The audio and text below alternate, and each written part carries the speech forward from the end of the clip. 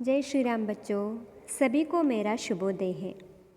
आज की कक्षा के लिए आपको स्वागत है बच्चों, आपके साथ मैं एक प्रश्न पूछती हूँ। ಮಕ್ಕಳೇ, ನಿಮ್ಮ ಹತ್ರ ನನಗೆ ಒಂದು ಪ್ರಶ್ನೆ ಕೇಳ್ತೇನೆ. ಬಡೆ ಹೋಕರ್ ಆಪ್ ಕ್ಯಾ ಬನ್ನ ಚಾಹತೆ ಹೇ?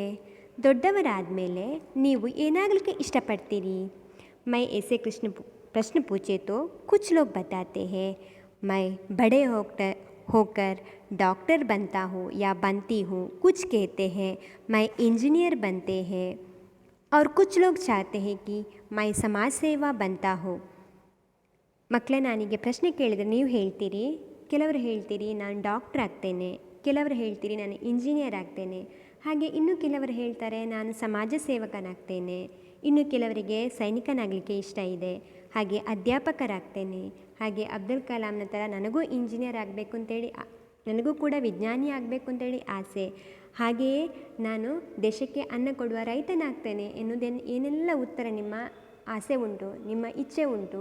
ನೀವು ದೊಡ್ಡವರಾದ ಮೇಲೆ ನಾನು ಇದು ಆಗಬೇಕು ಅಂತೇಳಿ, ಹೀಗೆ ಆಗಬೇಕು ಅಂತೇಳಿ ಅಂದ್ಕೊಳ್ತೀರಿ ಅಲ್ವಾ? इधर मतलब इस कविता में कवि की इच्छा क्या है देखेंगे बच्चे. इस कविता का नाम है मेरी अभिलाषा है. इस कविता को द्वारिका प्रसाद माहेश्वरी ने लिखा है. ನಾವಿವತ್ತೊಂದು ಪದ್ಯ ನೋಡುವ ಮಕ್ಕಳೇ, ಕವಿತೆಯನ್ನು ನೋಡುವ. ಈ ಕವಿತೆಯ ಹೆಸರು ಮೇರಿ ಅಭಿಲಾಷಾ ಹೇ, ನನ್ನ ಇಚ್ಛೆ ಅಂತ ಹೇಳುವ ಒಂದು ಕವಿತೆ. ಇದನ್ನು ದ್ವಾರಿಕಾ ಪ್ರಸಾದ್ ಮಾಹೇಶ್ವರಿಯವರು ಬರೆದಿದ್ದಾರೆ. मेरी अभिलाषा है कविता के बारे में आज जानकारी प्राप्त करेंगे बच्चे. पहले कवि परिचय देखेंगे. ಮೊದಲನೇದಾಗಿ ಮಕ್ಕಳೇ ನಾವು ಕವಿ ಪರಿಚಯ ನೋಡುವ. इस कविता को कवि द्वारिका प्रसाद माहेश्वरी ने लिखे हैं. ग्राम रोहता, आगरा, उत्तर प्रदेश में जन्मे द्वारिका प्रसाद माहेश्वरी जी 1916 से 1998 अपने जीवन काल में उत्तर प्रदेश हिंदी संस्थान द्वारा बाल साहित्य पुरस्कार और उत्तर प्रदेश सरकार द्वारा सरस्वती साधना सम्मान से पुरस्कृत हुए. कवि द्वारिका प्रसाದ್ ಮಾಹೇಶ್ವರಿಯವರು ಉತ್ತರ ಪ್ರದೇಶದ ಆಗ್ರಾದ ರೋಹತಾ ಎಂಬ ಗ್ರಾಮದಲ್ಲಿ 1916ಕ್ಕೆ ಜನಿಸ್ತಾರೆ. ಇವರ ಕಾಲ 1916, 1916 से 1998, 1998 ಇವರ ಕಾಲ. ಹಾಗೆ ಇವರು ಉತ್ತರ ಪ್ರದೇಶದ ಹಿಂದಿ ಸಂಸ್ಥಾನ ದ್ವಾರ ಬಾಲ ಸಾಹಿತ್ಯ ಪುರಸ್ಕಾರ ಹಾಗೂ ಉತ್ತರ ಪ್ರದೇಶ ಸರ್ಕಾರದ ಮುಖಾಂತರ ಸರಸ್ವತಿ ಸಾಧನ ಸಮ್ಮಾನ ಪುರಸ್ಕಾರವನ್ನು ಕೂಡ ಪಡ್ಕೊಳ್ತಾರೆ. इनकी प्रमुख रचनाएं कविता संग्रह फूल और शूल, खंडकाव्य क्रौंचवध, सत्य की जीत, बाल काव्य कृतियाँ वीर तुम बड़े चलो, हम सब, सुमन एक उपवन के, सोने की कुल्हाड़ी, कातो और गावो, सूरज सा चमाकोमय, ಬಾಲಗೀತಯಾನ್. ಇವರ ಕವಿತಾ ಸಂಗ್ರಹಗಳು ಫೂಲು ಮತ್ತು ಶೂಲ್, ಹಾಗೆ ಖಂಡಕಾವ್ಯಗಳನ್ನು ಕೂಡ ಬರೆದಿದ್ದಾರೆ. ಕ್ರೌಂಚವದ್ ಮತ್ತು ಸತ್ಯಕಿ ಜೀತ್ ಎನ್ನುವ ಖಂಡಕಾವ್ಯವನ್ನು ಕೂಡ ಬರೆದಿದ್ದಾರೆ. ಹಾಗೆಯೇ ಬಾಲಕಾವ್ಯ ಕೃತಿಗಳಾದಂತಹ ವೀರ್ ತುಮ್ ಬಡೆ ಚಲೋ, ಹಮ್ ಸಬ್ ಸುಮನ್ ಏಕ್ ಉಪವನ್ ಕೆ, ಸೋನೆ ಕಿ ಕುಲ್ಹಡಿ, ಕಾತೋ ಔರ್ ಗಾವೋ, ಸೂರಸ ಚಮಾಕೋಮೈ, ಬಾಲಗೀತ ಎಂದೆಲ್ಲ ಕೂಡ ಇವರ ಬಾಲಕಾವ್ಯ ಕೃತಿಗಳು. ಮೊದಲಿಗೆ ನಾವು ಪದ್ಯದ ಆಶಯ ಏನು ಅಂತೇಳಿ ನೋಡುವ. ಪ್ರತಿಯೊಂದು ಪಾಠಕ್ಕೂ ಪದ್ಯಕ್ಕೂ ಏನಾದರೊಂದು ಆಶಯ ಇರ್ತದೆ, ಉದ್ದೇಶ ಇರ್ತದೆ. ಆ ಉದ್ದೇಶ ಏನು ಅಂತೇಳಿ ನಾವು ಈ ಪದ್ಯದಲ್ಲಿ ನೋಡೋ ಮಕ್ಕಳೇ. इस कविता में सेवा, त्याग, सहनशीलता, दृढ़ता आदि जीवन मूल्यों को अपनाने का संदेश है. ಈ ಪಾಠದಲ್ಲಿ ಕವಿ ದ್ವಾರಿಕಾ ಪ್ರಸಾದ್ ರವರು ಸೇವಾ ಮನೋಭಾವ, ತ್ಯಾಗ, ಸಹನಶೀಲತೆ, ಸಹಿಷ್ಣುತೆ, ಹಾಗೆ ದೃಢತೆ, ಗಟ್ಟಿತನ, ನಮ್ಮಲ್ಲಿ ಹೇಗೆ ಗಟ್ಟಿತನ ಇರಬೇಕು, ನಾವು ಹೇಗೆ ದೃಢವಾಗಿರಬೇಕು, ಆದಿ ಜೀವನ ಮೌಲ್ಯ, ಇದೆಲ್ಲವೂ ಕೂಡ ನಮ್ಮ ಜೀವನಕ್ಕೆ ಬೇಕಾದಂಥ ಜೀವನ ಮೌಲ್ಯಗಳು. ಸೇವೆ ಇರ್ಬೋದು, ತ್ಯಾಗ ಇರ್ಬೋದು, ಸಹನಶೀಲತೆ ಇರ್ಬೋದು, ದೃಢತೆ ಇರ್ಬೋದು, ಇದೆಲ್ಲವೂ ಕೂಡ ನಮ್ಮ ಜೀವನಕ್ಕೆ ಇರುವಂಥ ಜೀವನ ಮೌಲ್ಯಗಳು. ಇದನ್ನೆಲ್ಲವೂ ಕೂಡ ತನ್ನದಾಗಿಸ್ಕೊಳ್ಬೇಕು. ಹೇಗೆ ತನ್ನದಾಗಿಸ್ಕೊಳ್ಬೇಕು ಅಂತೇಳಿ ಈ ಪಾಠದ ಮುಖಾಂತರ ನಮಗೆ ಕವಿ ದ್ವಾರಿಕಾ ಪ್ರಸಾದ್ ರವರು ಹೇಳಿದ್ದಾರೆ. ಅವರು ಮತ್ತೆ ತನ್ನ ಇಚ್ಛೆ ಏನು, ನಾನು ಏನಾಗಬೇಕಿತ್ತು ಅಂತೇಳಿ ಈ ಕವಿತೆಯ ಮುಖಾಂತರ ನಮಗೆ ತೋರಿಸಿಕೊಟ್ಟಿದ್ದಾರೆ. आगे देखेंगे। मैं एक बार ಪಡ್ತಿ ಹೂँ ಬಚ್ಚೆ ಧ್ಯಾನ್ ಸೆ ಸುನಿಯೇ ಒಂದ್ಸಲ ನಾನು ಪದ್ಯವನ್ನು ಓದ್ತೇನೆ, ನೋಡ್ಕೊಳ್ಳಿ ಮಕ್ಕಳೇ. ಸೂರಸ ಧಮಾಕು ಮೈ ಚಂದಾಸ ಚಮಾಕು ಮೈ ಜಲ್ಮಲ್ ಜಲ್ಮಲ್ ಉಜ್ವಲ್ ತಾರೋನ್ सा धमाको मई मेरी अभिलाषा है. फूलों सा महाको मई विहागों सा चहाको मई गुंजित करवन उपवन कोयल सा कुहाको मई मेरी अभिलाषा है. नभ से निर्मल तालु शशि से शीतल तालु धरती से सहिष्णुता पर्वत से दृढ़ तालु मेरी अभिलाषा है. सूरज सा धमाको मई चंदा सा चमाको मई जलमल जलमल उज्ज्वल तारों सा धमाको मई मेरी अभिलाषा है. आगे देखेंगे ಮಕ್ಕಳೇ. ಮುಂದೆ ನೋಡ ಮಕ್ಕಳೇ, ಪದ್ಯದ ಅರ್ಥ, ಹೊಸ ಶಬ್ದಗಳ ಅರ್ಥವನ್ನೊಮ್ಮೆ ನೋಡ್ಕೊಳ್ಳುವ ನಾವು. ಅಭಿಲಾಷಾ, ಅಭಿಲಾಷಾ मतलब क्या है? इच्छा, इच्छे. ಚಂದ, ಚಂದ का अर्थ है ಚಂದ್ರಮ. ನಾವು ರಾತ್ರಿ ಹೊತ್ತಲ್ಲಿ ಆಕಾಶದಲ್ಲಿ ಏನು ಕಾಣ್ತೇವೆ? ಚಂದ್ರನನ್ನು ಕಾಣ್ತೇವಲ್ವಾ? ಚಂದ ಅಂತೇಳಿದರೆ ಚಂದ್ರಮ, ಚಂದ್ರ. ಚಮಕ್ನ, ಪ್ರಕಾಶಿತ್ ಹೋನ. ಜಲ್ಮಲ್, ಚಮಕ್ ದಮಕ್ ಅಂದರೆ ಮಿನುಗುವುದು, ಜಲ್ಮಲ್ ಅಂತ ಹೇಳಿದರೆ. ಉಜ್ವಲ್, ಉಜ್ವಲ್ ಯಾನೇ ಪ್ರಕಾಶಮಾನ್. दमकना, दमकना चमकना.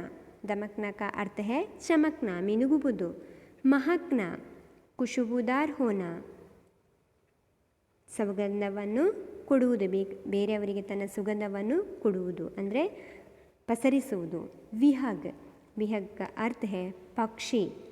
ಚಹಕ್, ಚಹಕ್ का अर्थ ಕಲರವ್. ಪಕ್ಷಿಗಳ ಕಲರವವನ್ನು ನೀವು ಕೇಳಿರ್ಬೋದು ಬೆಳಗಿನ ಹೊತ್ತಿನಲ್ಲಿ. ಚಹಕ್ ಅಂತೇಳಿದರೆ ಕಲರವ. ನಬ್, ನಬ್ का अर्थ है आकाश. ಕುಹಕ್ನ, ಕುಹಕ್ನ ಅಂತೇಳಿದರೆ ಪಕ್ಷಿ का बोलना. दृढ़, मजबूत, मजबूत का अर्थ गಟ್ಟಿತನ, मजबूत.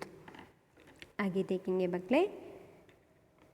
ಮುಂದೆ ನೋಡ ಮಕ್ಕಳೇ, पाठ का विवरण.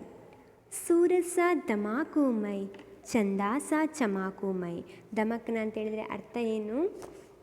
ಪ್ರಕಾಶಮಾನ್ ಅಲ್ವಾ?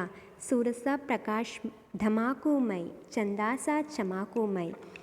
ಮಕ್ಕಳೇ, ನೀವು ನೋಡಿರ್ಬೋದು ಸೂರ್ಯ ಯಾವ ಹೊತ್ತಿನಲ್ಲಿ ಪ್ರಕಾಶಮಾನವನ್ನು ಹೊಂತಾನೆ? ಹಗಲು ಹೊತ್ತಿನಲ್ಲಿ ಅಲ್ವಾ? ಸುಬಹ ಹಮೇ ಕ್ಯಾ ದೇಖ್ತೆ ಹೈ ಬಚ್ಚೆ? सूरज. और शाम को चंदा देखते हैं. सुबह सूरज की किरण प्रकाशमान होता है और सारे जग को अपना प्रकाश देकर अंधकार को मिटाता है. इसी तरह मैं भी सूरज की तरह ಪ್ರಕಾಶ್ ಜೈಸೆ ಚಮಕ್ನ ಚಾಹತೆ ಹೇ. ಇಲ್ಲಿ ಕವಿ ಏನು ಹೇಳ್ತಿದ್ದಾರೆ ಅಂತೇಳಿ, ಸೂರ್ಯ ತನ್ನ ಬೆಳಗಿನ ಹೊತ್ತಿನಲ್ಲಿ ಉದಯವಾಗಿ ಹೇಗೆ ಸಾರೇ ಜಗಕ್ಕೂ ಅಂದರೆ ಇಡೀ ಪ್ರಪಂಚಕ್ಕೆ ಬೆಳಕನ್ನು ಕೊಡ್ತಾನೋ, ಅಂಧಕಾರವನ್ನು ಹೋಗಲಾಡಿಸಿ ಬೆಳಕನ್ನು ಕೊಡ್ತಾನೋ, ಹಾಗೆ ನಾನು ಕೂಡ ಏನಾಗಬೇಕು ಹೇಳಿದರೆ ಸೂರ್ಯನ ಹಾಗೆ ಪ್ರಕಾಶಮಾನವಾಗಿ ಮಿಂಚಬೇಕು, ಪ್ರಕಾಶಮಾನವಾಗಿ ಹೊಳಿಬೇಕು.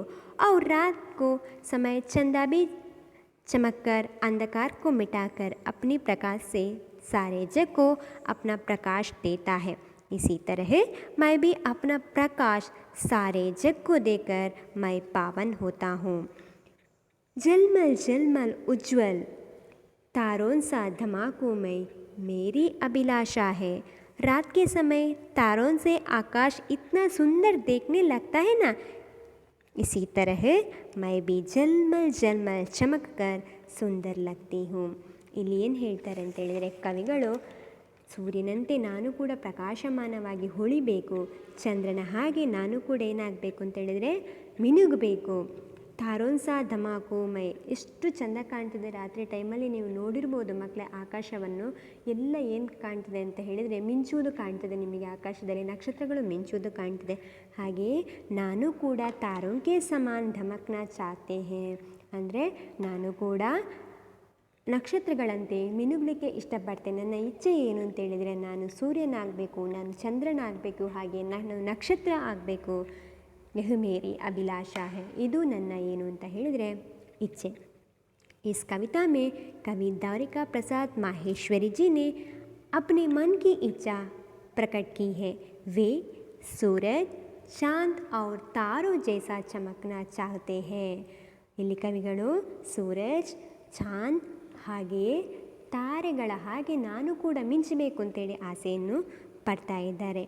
ಅಂದರೆ ನಾನು ನಿಸ್ವಾರ್ಥ ಭಾವದಿಂದ ಬದುಕಬೇಕು, ನಾನು ನಿಸ್ವಾರ್ಥ ಭಾವದಿಂದ ಸೇವೆಯನ್ನು ಮಾಡಬೇಕು. ಒಂದು ಮಾತಿದೆ ಮಕ್ಕಳೇ, ನಿಮಗೆ ಗೊತ್ತುಂಟಾ? ಸರ್ವೇ ಜನೋ ಸುಖಿನೋ ಭವಂತು ಅಂತೇಳಿ ಹೇಳ್ತಾರೆ ಅಲ್ವಾ. ಎಲ್ಲರಿಗೂ ಕೂಡ ಏನಾಗಲಿ ಅಂತೇಳಿದರೆ ಒಳ್ಳೆಯದಾಗಲಿ ಅಂತೇಳುವ ಒಂದು ಮಾತುಂಟು. ಆ ಭಾವನೆಯಿಂದ ನಾನೇನು ಮಾಡಬೇಕು ಅಂತೇಳಿದರೆ ಸೇವೆಯನ್ನು ಮಾಡಬೇಕು, ಸಮಾಜ ಸೇವೆಯನ್ನು ಮಾಡಬೇಕು ಅಂತೇಳಿ ಇಲ್ಲಿ ಕವಿಯ ಇಚ್ಛೆ.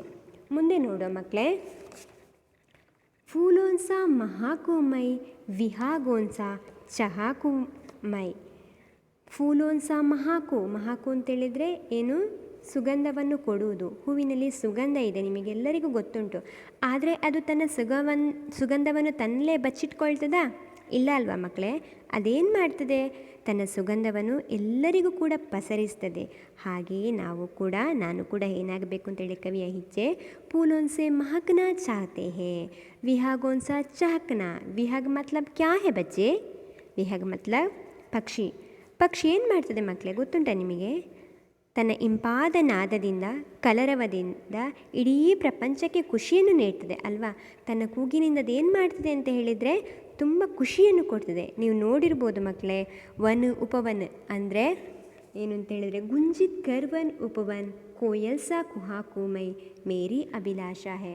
ಒಂದು ಕೋಗಿಲೆ ಕೂಗಿದರೆ ನಮಗೆ ಎಷ್ಟು ಖುಷಿಯಾಗ್ತದಲ್ವಾ. ಹಾಗೆ ಏನು ಅಂತ ಹೇಳಿದರೆ ವನ್ ಉಪವನ್, ಚಿಕ್ಕ ತೋಟ ಇರ್ಬೋದು, ಕಾಡುಗಳಲ್ಲಿ ಇರ್ಬೋದು, ಹಕ್ಕಿಗಳ ಕುಹು ಕುಹು ಹಾಡನ್ನು ಕೇಳಿ ಎಲ್ಲರಿಗೂ ಖುಷಿ ಕೊಡ್ತದೆ. ಹಾಗೆ ನಾನು ಕೂಡ ನನ್ನ ಮಾತಿನಿಂದ ಏನು ಮಾಡಬೇಕು? ಬೇರೆಯವರಿಗೆ ಖುಷಿಯನ್ನು ಕೊಡಬೇಕು, ಬೇರೆಯವರಿಗೆ ಇಂಪನ್ನು ಕೊಡಬೇಕು ಅಂತೇಳಿ ಕವಿಯ ಇಚ್ಛೆ.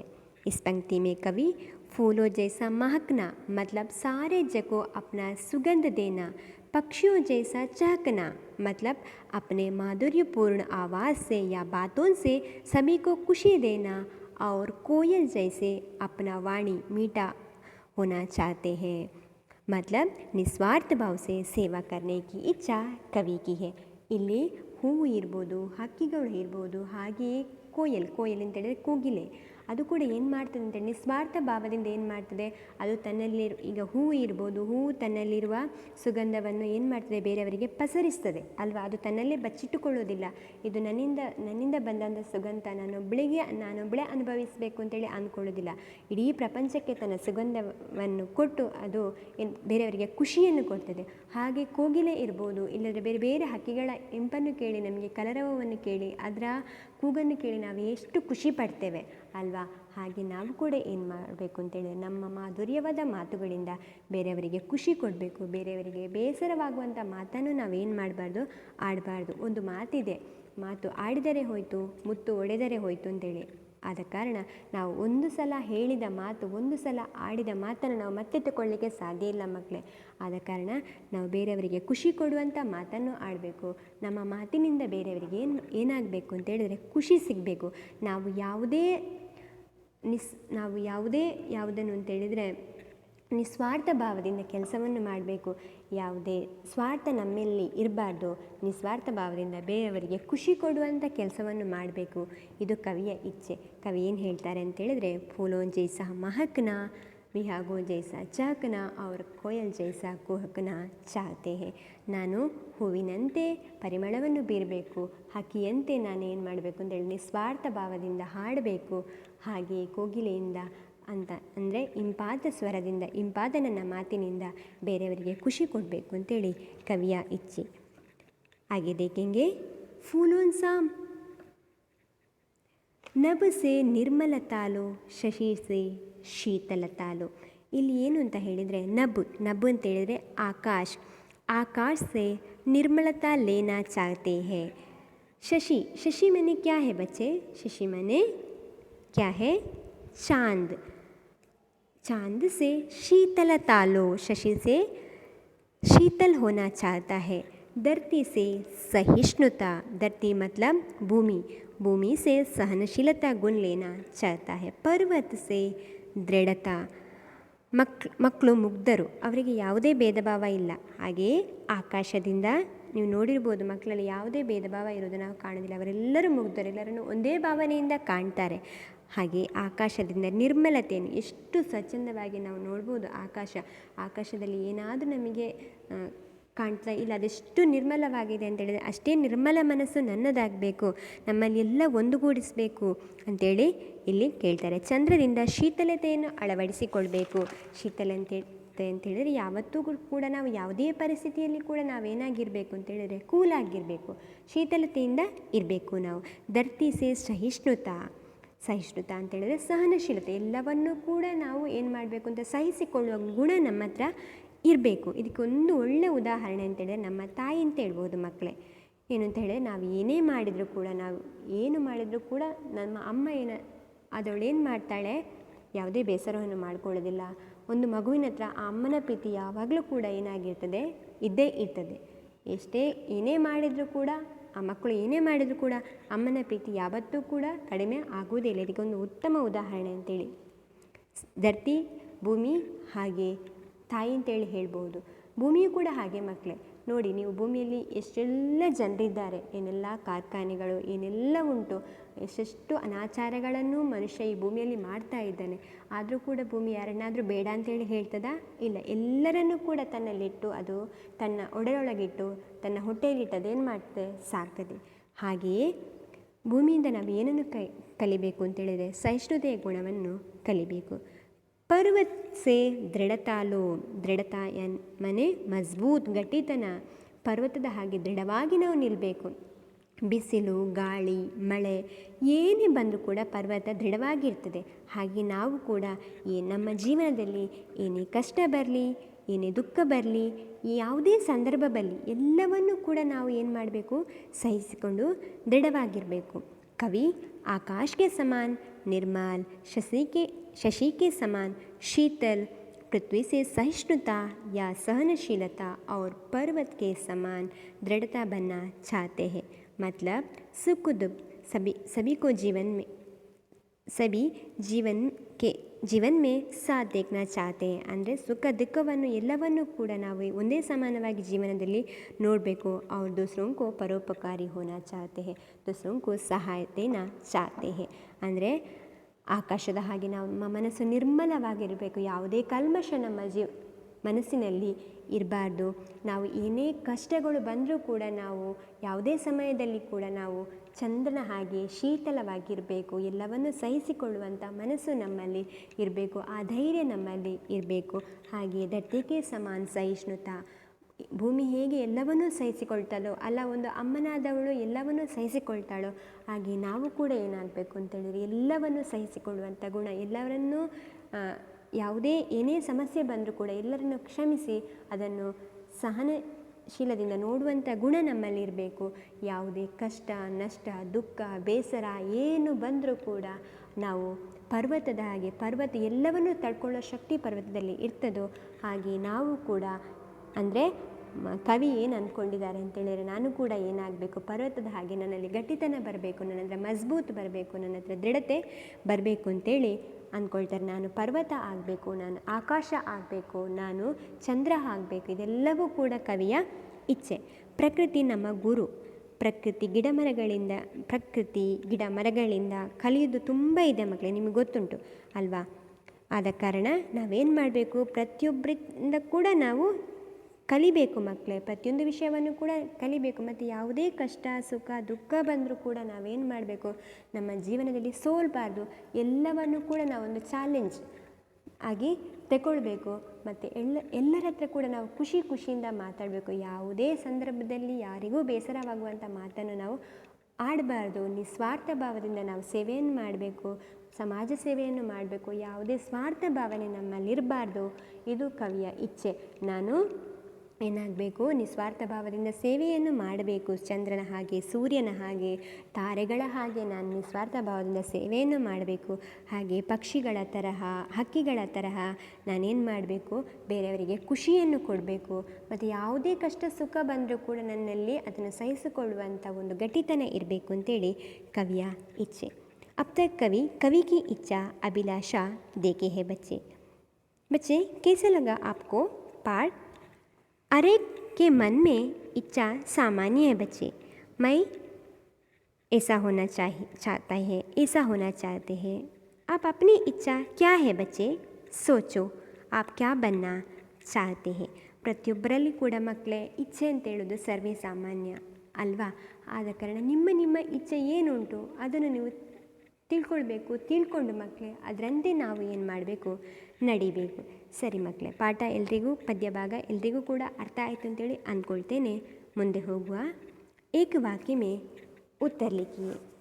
कवि तारों के समान क्या करना चाहते हैं? क्या है बच्चे उत्तर? कवि तारों के समान चमकना चाहते हैं. दूसरा सवाल, कवि कैसे चमकना चाहते हैं? उत्तर क्या है बच्चे? कवि विहंगों जैसा पक्षियों के तरह चमकना चाहते हैं. तीसरा सवाल, कवि शशि से क्या लेना चाहता है? कवि शशि से शीतलता लेना चाहते हैं. चौथा सवाल बच्चे, मेरी अभिलाषा है कविता के कवि कौन है? मेरी अभिलाषा कविತೆಯನ್ನು ಬರೆದ ಕವಿ ಯಾರು? मेरी अभिलाषा है कविता के कवि द्वारिका प्रसाद माहेश्वरी है. आगे देखेंगे बच्चे. सही उत्तर चुनकर खाली स्थान भरो.